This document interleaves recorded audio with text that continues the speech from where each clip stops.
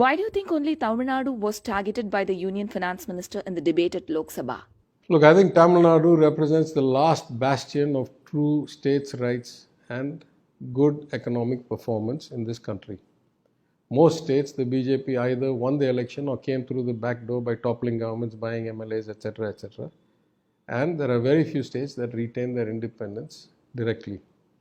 Of those states, if you see, the performance of Tamil Nadu has been phenomenal. Let us just compare 2 or 3 statistics. This year, the union government's budget deficit, fiscal deficit in the budget is almost 7%. Ours was closer to 3.5. Today, inflation in this country is almost 8%. Ours was closer to 5%.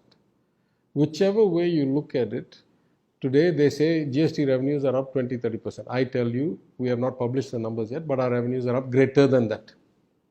So here we have a functioning government that is showing compassion, social justice, and yet delivering superior returns.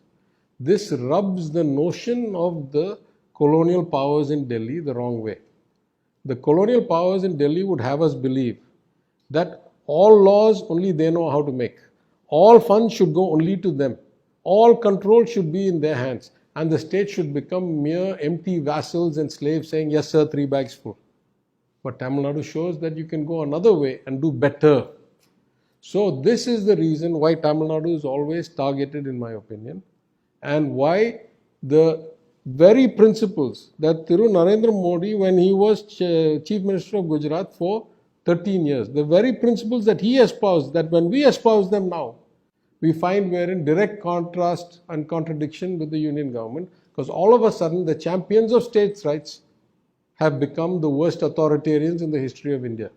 So the target on us is simply because we know where the Constitution draws the line. Nowhere in the Constitution does it say the union government gets to legislate on state subjects like school education, like agriculture, the farm bills were brought, like minor dams and ports, all these things that are state subjects, the union government wants to thrust his hand. The same way the union government wants to control all finances. Every finance commission, we get less and less of our tax money back. At one point, we used to get 60% of our tax money back as untied money and only 40% through some scheme, some central grant.